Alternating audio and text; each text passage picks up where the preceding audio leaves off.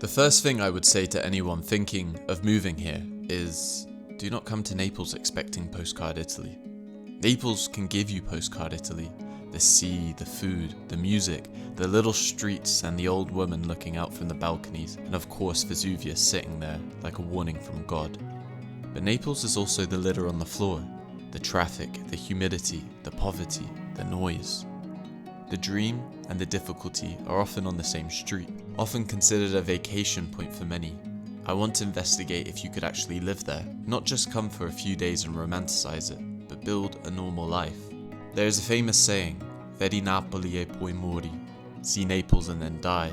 And there's another one I heard, in Naples, you cry twice, once when you arrive and once when you leave. At first it sounded dramatic to me, but I think it encapsulates the way the Neapolitans speak about their city, because after you spend some time in Naples, you start to understand. You realize you're in one of the most cultured, complicated, and fascinating cities in all of Europe. Io non sono italiano, io sono napoletano. Questo è un cuore. Io non voglio essere italiano. Sì, l'Italia, cioè, io sono contento che sono napoletano, questo è importante che te lo dico, che sono napoletano. Even to my surprise, to help you begin comprehend Naples, there is one man you need to understand, and you'll see him everywhere, Diego Armando Maradona. He's on the walls, shirts, flags, shrines, bars and balconies, and at first you might just think this is football culture, or even a touristy gimmick, but it's not really. Maradona helps explain something deeper about Naples. His story reveals the essence of the culture.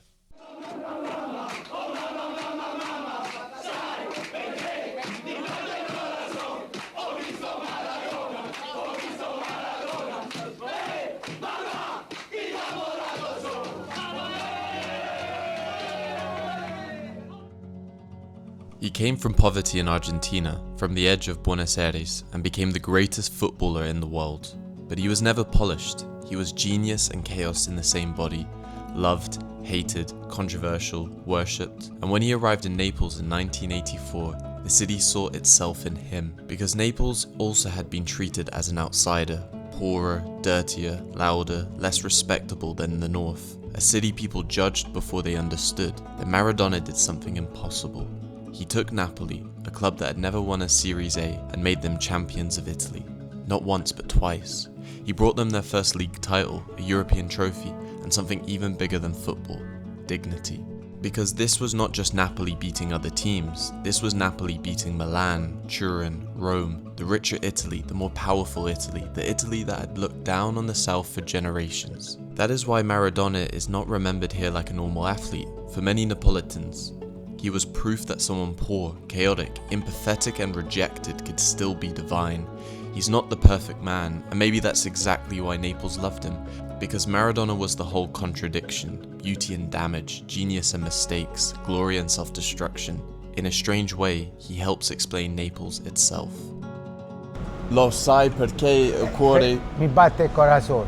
Sì. Ho visto Maradona, Donna, noi abbiamo visto un Dio e quando si parla di Maradona a noi ci viene la pelle d'oca e ci viene il battito del cuore accelerato. Per questo noi napoletani abbiamo fatto la canzone. Noi siamo grandi autori, grandi cantanti e per questo è il discorso che Napoli è la città più bella che esiste. E la canzone di Maradona l'abbiamo fatta noi e rimanerà sempre per tutta la vita. Ho visto solo, guarda, ho visto Dio. Noi abbiamo visto un grande calciatore che amava la città e noi l'abbiamo amato 10 volte al giorno. E per questo noi parliamo sempre con un bel sorriso di Maradona, perché lo amiamo, anche che è morto dopo 5 anni, passeranno anche 20 anni, Maradona è sempre il nostro Dio, è il nostro fratello e come noi lo amiamo. Non c'ho parole. And football is not the only ordinary thing Naples has turned into something sacred. There is also food. Naples is known around the world as the birthplace of pizza. We came to l'antica Pizzeria Portalba, one of the most historic pizzerias in Naples. Its story goes back to 1738, when pizzas were sold from this spot to street vendors, who would then carry them out into the city.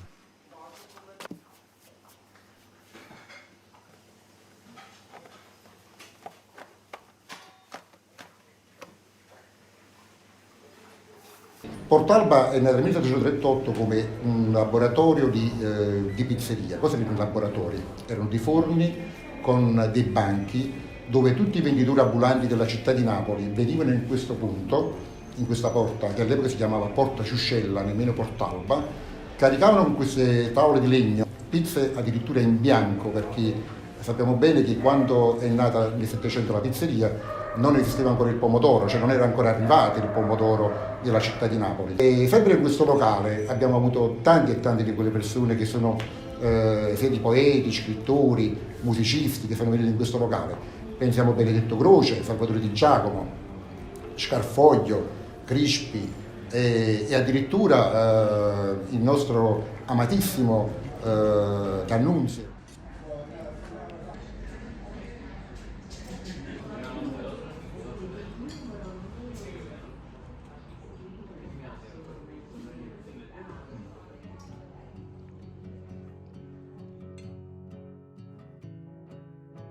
Naples is cheaper than the global Italian markets. It is not Milan, it's not Lake Como, it's not the Amalfi Coast, where prices are basically competing with London, Dubai and New York tourists. But this is where people make a mistake. A city being cheaper than Milan does not mean it is cheap for people who actually live there.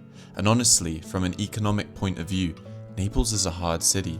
Not culturally poor, not spiritually poor, but economically, yes. Naples is one of the more difficult major cities in Italy. So when people say, I'll just move to Naples and find a job, I would be careful with that. Campania, the region Naples sits in, has one of the weakest labour markets in Italy. Eures reports that Campania's unemployment rate was 17.4% in 2023, compared with 7.6% nationally. You are not arriving here with only English and walking into endless high-paid opportunities. The truth is, for many foreigners, the best way to live well in Naples is not to depend on the Naples job market. That might sound harsh, but it is important. If you arrive with remote income, foreign income, savings, a pension, freelance clients, or an international job, Naples can make a lot of sense. But if you arrive needing local work, especially without fluent Italian, Napolitano, Naples can be difficult.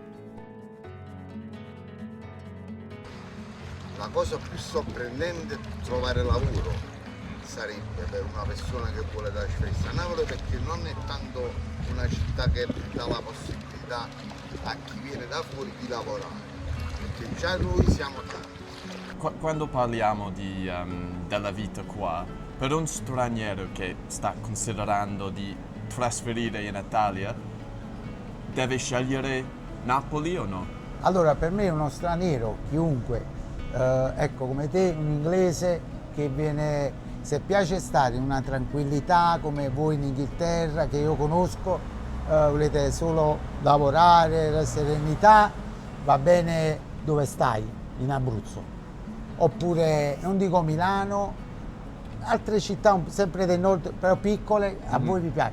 Poi se vuoi venire a Napoli, che è molto caotica, molto di festa, oppure molta criminalità, però di criminalità non come al nord di extracomunitaria. Noi abbiamo una criminalità storica, anzi la camorra è una cosa storica, nel Novecento la camorra. Invece al nord è la criminalità degli extracomunità, e non sono razzista, giusto per spiegare. Allora, tu che sei straniero, mi fa piacere che tu verresti a lavorare giù, perché poi alla fine il lavoro c'è.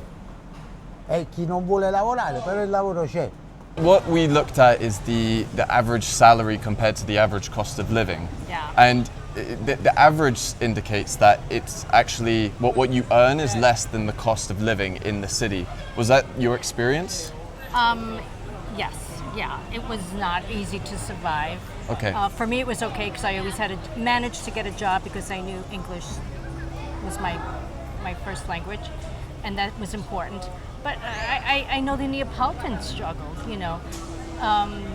They were always ready to improvise, and you know, once Maradona was part of the Napoli, you know, they earned there.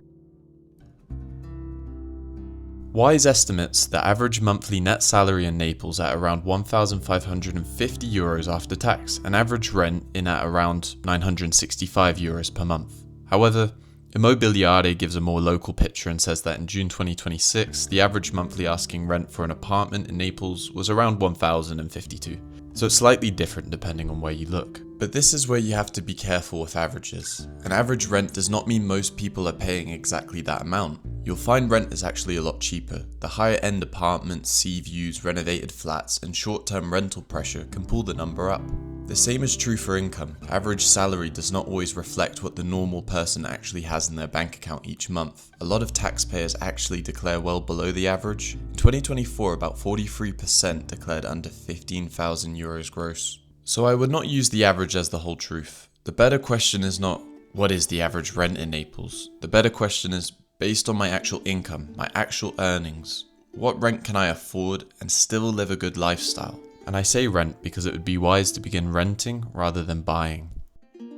A healthy rule is this: try keep your rent under 30% of your net income. But once rent is above 40% of your income, you're not really living comfortably anymore, you are exposed. That is why my recommendation for Naples is quite firm. If you're single and you want to live well here as a foreigner, I would aim for at least 2,500 euros net per month and ideally closer to 3,000. Can you survive on less? Yes. Do locals survive on less? Of course, many do. But that is not the same thing as arriving as a foreigner, renting alone, building a life from zero, and actually enjoying the city without feeling constantly squeezed.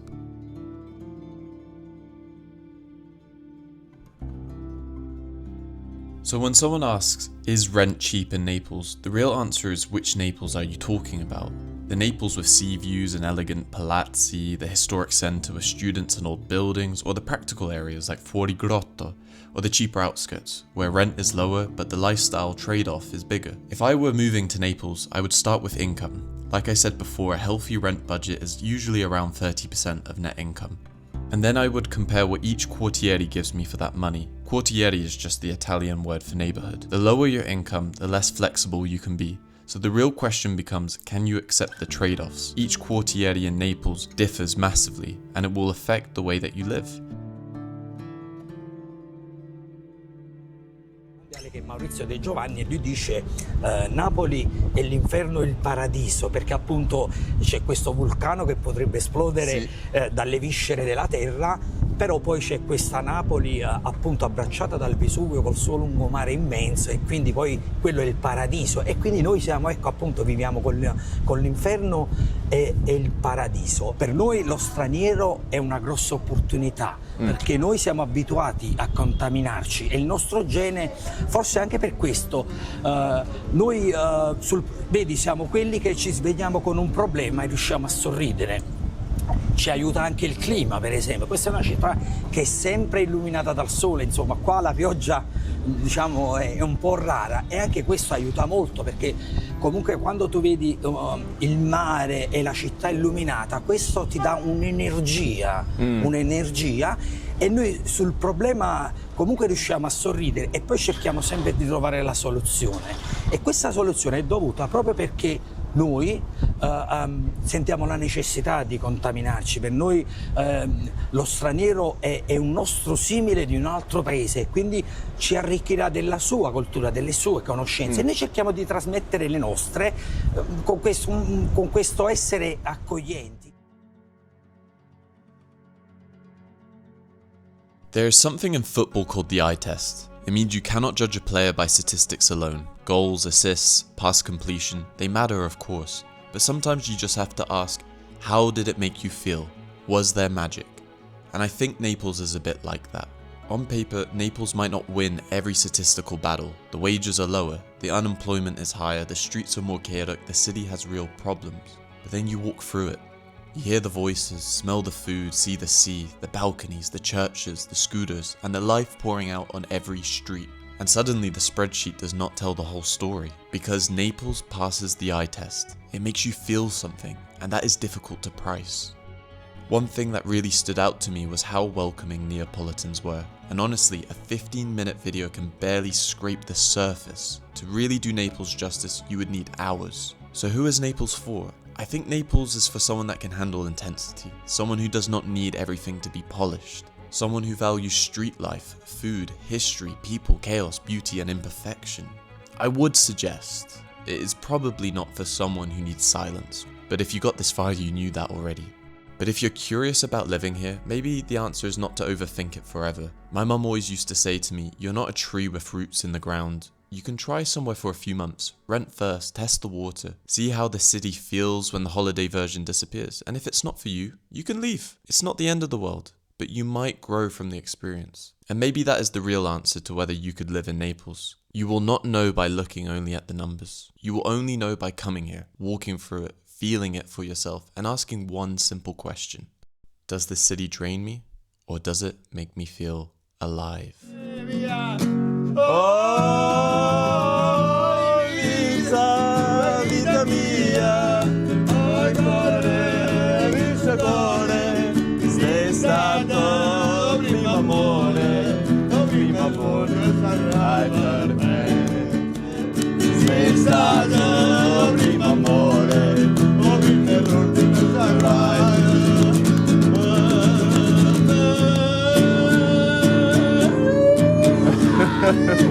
Wow, bravo, bravo. È fantastico.